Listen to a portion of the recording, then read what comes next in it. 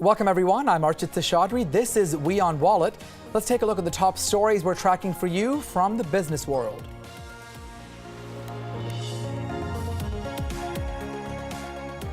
Japan ratifies the much debated TPP agreement and cutting down trade barriers amongst 12 nations.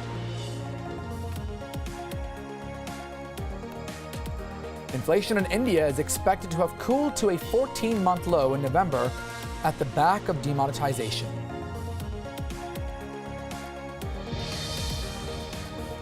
India's startups, Ola, Flipkart, and many more are demanding protection against foreign competition.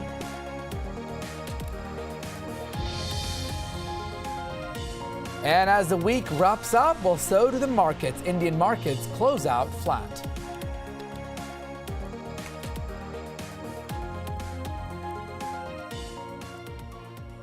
Welcome everyone. Those stories in a moment, but we first start in Japan, where the country has now ratified the Trans-Pacific Partnership, an agreement that would remove trade barriers among a dozen Pacific Rim nations. Take a look. The agreement that has been 5 years into the making entered choppy waters after U.S.-elect President Donald Trump refused to ratify it. On trade, I am going to issue our notification of intent to withdraw from the Trans-Pacific Partnership, a potential disaster for our country. Instead, we will negotiate fair bilateral trade deals that bring jobs and industry back onto American shores. Post-Trump statement, Japanese Prime Minister Shinzo Abe expressed doubts on the effectiveness of this trade pact. TPP は米国抜きでは意味がない。 The deal requires ratification of at least 6 countries, accounting for 85% of the combined GDP of the member nations. The deal will not be able to go ahead without the US due to its sheer size. With Japan ratifying the deal, it's signaling hopes that the trade deal will come back on track. Because despite repeated and unconventional attempts by its government, Japan is unable to pull the country out of its economic slump. Bureau Report, WION. Well, in India, demonetization can be a vote winner or loser for current Prime Minister Narendra Modi, but it can prove costly for the economy. Now, if the excess cash is just not handled properly, what will happen? Well, WION's team finds out what are those options in front of the government to deploy this extra cash worth just lakhs and crores, and what are people doing about that, as well as the drawbacks in case there's a failure. Prime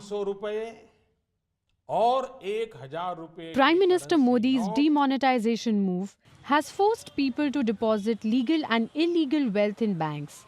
But the government now faces a bigger challenge: how to deploy this extra cash. The deadline for exchanging all notes is the year end, and if by then an estimated 20% of 15 lakh crore notes is not exchanged, the central bank will get rupees 3 to 4 lakh crore as windfall profit. The government can take this profit from the RBI and deploy this cash elsewhere. The government can transfer rupees 10,000 into each of the 250 million Jan Dhan accounts that have been opened, leaving rupees 50,000 crore for other purposes like infrastructure. The current situation also cries out for a stimulus to revive demand.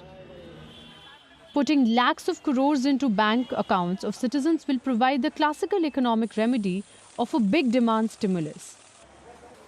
The poor spend money fastest, so stimulating demand via Jan Dhan accounts will be a good policy. Not just this demonetization which is there. There has to be a strong follow-on reform measures taken to ensure that the benefit of the demonetization really takes place. Otherwise, we will be saddled with the challenges which we have today, and we will not be able to come out of it. So, I believe the government is aware of that. But any misimplementation of demonetization policy will lead to massive losses for banking system. Banks are suffering rupees 50 crore loss every day on account of no utilization of extra money, and if the situation continues, the balance sheet of banks will bleed, adding to further losses of banks. Bureau Report, WION. Well, inflation in India is expected to have cooled to a 14-month low in November after Modi's demonetization drive.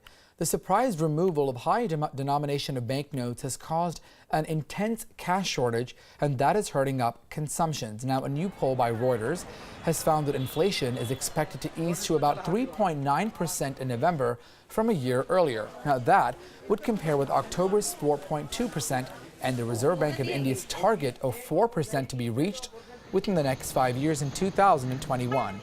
Consumer spending makes up about 55% of India's economy. And most people, as we know, buy and get paid in cash. We're talking about our vegetable vendors, our fruit vendors, our chai walas. The virtual overnight removal of about 86% of the currency in circulation, well, that's left companies, farmers, households, all of these people suffering. Despite the turmoil following the cash clampdown, the central bank, Reserve Bank of India, also surprised markets by going for a no rate cut policy. It also left its key policy rate unchanged at 6.25% this week. All right, well, we know about the startups. We use them. We download them on our smartphones. So what are we going to do about that? Well, in this next discussion, we take a look. Well, at a recent panel, scions of India's startup industry, we're talking about Flipkart, Ola, and all of them, Flipkart's chairman Sachin Bansal, Ola's Bhavish Agarwal, all of them said that India's startups should get protection from international competition the same way that nearby neighbor China gives it to their own homegrown companies. Now, it's said that Sachin Bansal is talking to several Indian investors as well as entrepreneurs to create a lobby that will promote the interests of regional Indian consumer internet startups. The startup companies have been arguing that messaging and social networking industries are already monopolized by American companies like, yep, you know it, WhatsApp, Facebook, Instagram, Twitter. Now, with the valuations of the Indian startups being cut down massively by their own investors, such statements are unfortunately not surprising. Now, the case isn't helped by the fact that Flipkart's main entity is registered in Singapore, and both Flipkart and Ola are majorly owned by not domestic but foreign investors. All right, well, Indian markets ended at a one-month record high. The Sensex ended at about 26,700 points, while the Nifty ended up about 14.9 points at 8261. The SBI, the ICICI Bank, the ONGC, Axis Bank, and ITC were all gainers, while Bajaj Auto, Coal India, HDFC, M&M, and Cipla were the losers in the Sensex, again making a gain for the second straight day. We also saw Asian shares edge down today, but they were on track for weekly gains, while the euro became a little bit more settled after the volatility seen in the wake of the European Central Bank's decision to trim the size of its asset purchase program. Japan's Nikkei stock index ended up at 1.2% up at its highest closing level since December of 2015, that's last year. The Nikkei earlier topped the 19,000 level, that's the first time in a year. Major U.S. stock indices also climbed on Thursday. They set fresh records high on Wall Street. They continued its month-long rally after Trump's elections. Again, Wall Street not open just yet this Friday, but we will track as soon as they open up. All right, let's now get some perspective from our market analyst, Dhaval Vyas. A market participant seems to have factored in a 25 basis point rate hike when the Fed meets next week on the 13th and 14th. Now, what are we expecting? Is this something that will shake up the markets? Hi, good evening. See, from last 1 year, basically, we had been, expecting this rise. Fed basically last year indicated there can be 4 hikes this year, and they have, raised none actually. And in case, the rate hike happens on 14th of December, then it won't be, a kind of major shock to the emerging economies especially. That can be, a day or two kind of knee-jerk reaction, but it won't, be a kind of trend reversal for emerging markets and downfall. So in case of a knee-jerk reaction to the downside, it would be a perfect opportunity to initiate fresh long positions in markets like India, just because the trend is up, and we have to be, considering the fact that Indian market, which is Nifty, is crossing 21-day EMA very first time in last 35 days. So it's a positive signal. Short-term signals are good.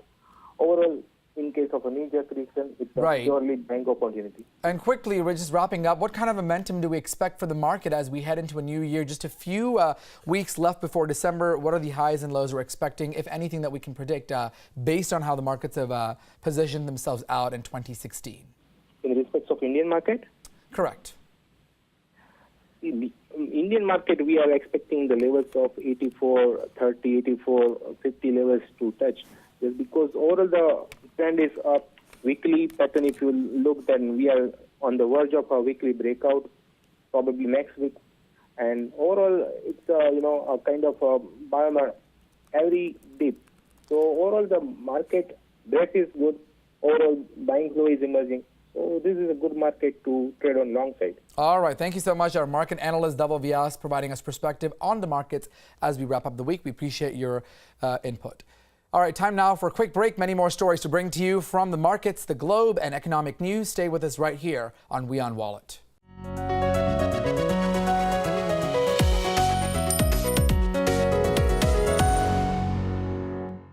Welcome back. This is WION Wallet. Well, at the risk of sounding a little cliched, we all know that change is the only constant. Even more so in the world of business, where incumbents often end up becoming victims of disruptions. The smart ones recognize the disruptors in the early stage itself and change their business model accordingly. But some, however, aren't so lucky. When Google was launched, it wasn't its search engine that was the disruptor, but the Google AdWords. It revolutionized the advertising industry. People could now market their products through ads costing just a few dollars. A decade ago, Norwegian media group Schibsted understood that online is the next biggest thing. They made a courageous decision to offer classifieds, their main source of revenue, for free online. It was a revolutionary decision at that time, but now brings 80% of the revenue. Even Netflix took the leap to change their entire business model from DVDs to streaming. At that time, the valuation of Netflix fell down by 80%. But it recognized the next digital disruption in the nascent stage itself, and it paid off in the long run. Similarly, Telecom New Zealand foresaw the deteriorating economics of its Yellow Pages business and sold its directories business in 2007 for $2.2 billion, while numerous other telecom companies held on until their businesses were nearly worthless. Bureau reports, WION. Well, in the 1980s, steel giants famously underestimated the potentials of mini mills. Recently, web retailers like Airbnb and Uber have disrupted the business of their physical counterparts. So what's the secret that certain incumbents survive? One aspect relates to the ability to recognize and respond to a new and emerging business model. Here's the story. When a company is in its nascent stages, it struggles and experiments with new ideas. It is constantly evolving and working on new ideas. After a point, the new model has to reach a critical mass so that it can work on autopilot with routines and processes in place. Once standardized processes are set, the space for experiments and innovation is reduced over time. The company now has its defined growth path. But suppose in between a new startup crops up and redefines the entire business model with a new technology or a model, the circle of creative destruction is renewed. It is at this point that the new incumbent needs to recognize the change and make the decision whether to act or not. It may happen that even though the current model has low growth in the beginning, but it has a potential to grow exponentially, thus disrupting the industry and even throwing the incumbent out of the market. The new model may become the new normal.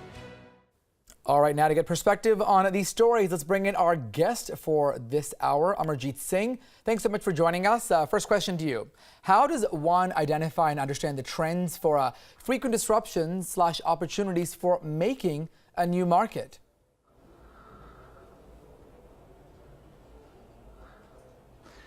See, what you need to understand today that in the current situation, the only constant is disruption. Earlier we used to say the only constant is change. So an industry has to understand either it has to be disruptor or you have to be disrupted.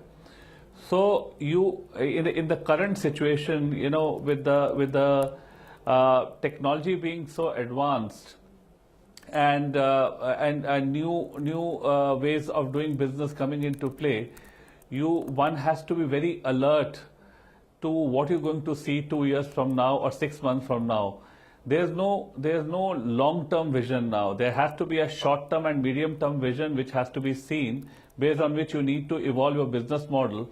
And you have to be prepared for, if you don't disrupt, somebody else will disrupt your business.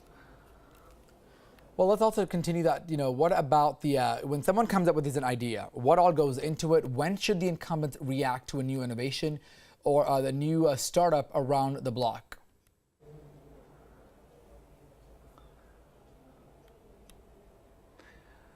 So I think the disruption is not a process.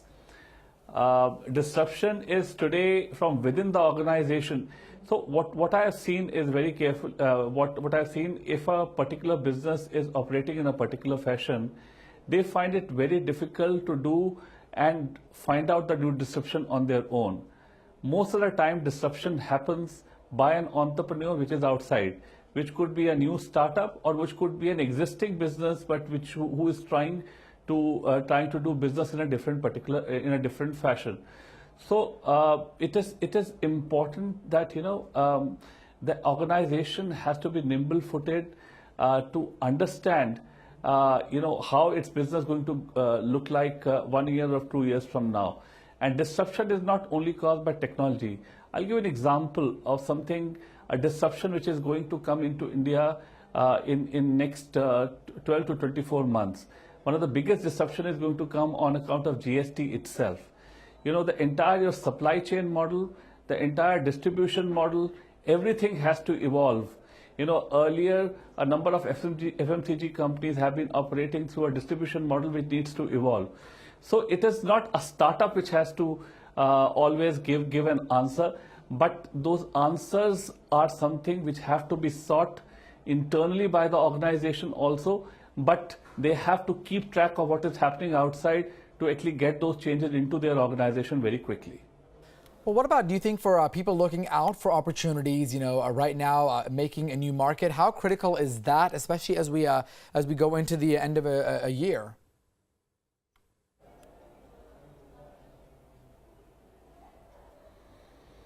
So as we are ending the year, I think one has to be cognizant of the fact that there will be regulatory changes. There will be new profile of customer coming into play. The demonetization itself is going to result into so many changes into how the business will be carried on in India.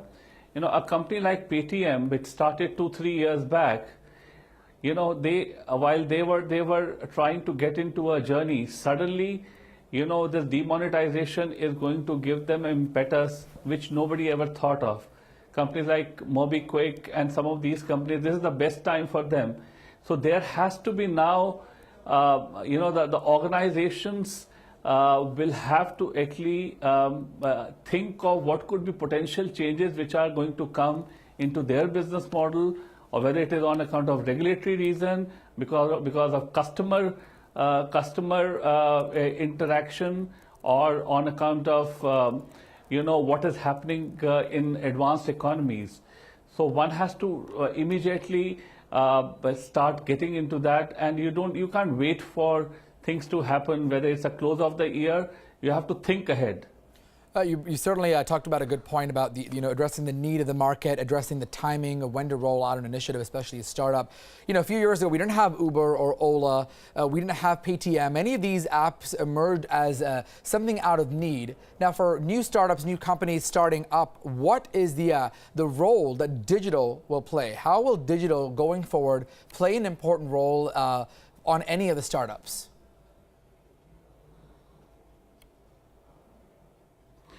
So digital is disrupting our life.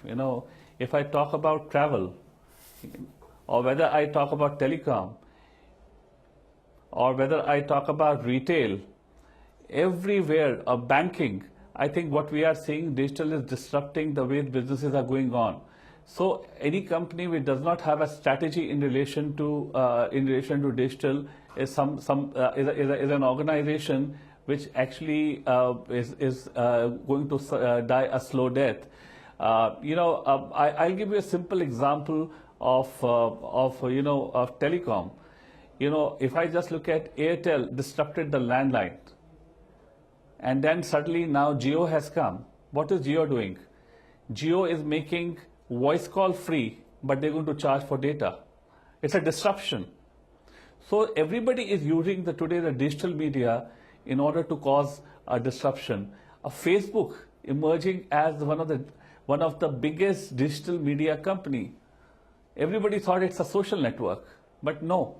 So digital is going to be one of the biggest disruptors when it comes to not only the new industries, but even the traditional industries. And the companies really have to start thinking ahead how digital is going to disrupt their lives. Marjeet, last question as we wrap up. What can people, learn from other startup markets around the world, not just in India or South Asia? What are some things that people can learn perhaps from our Western counterparts? We know about Silicon Valley, the hub of IT companies in the United States. Is there something that South Asia can learn from that group of entrepreneurs, or are we setting the benchmark for them?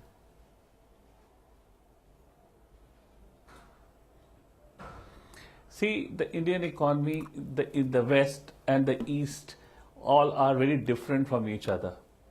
So whatever could be the right solution for West may not be the right solution for India. But at the same time, it will have persuasive value. Some changes have to be brought in India. But what we need to learn from West is that the process of disruption also, although it is not a very process-driven, but the point is one has to think through what is the problem somebody is trying to solve.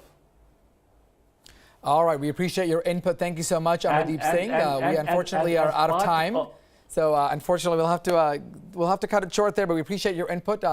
Hopefully, our viewers got some benefit and perspectives about startups and if they choose to pursue an entrepreneurial career. Well, that is our bulletin for right now. We have to wrap it up for WION Wallet. Thanks so much for joining us. You can track all of these stories plus much more on our website, wionnews.com. I'm Archit Seshadri.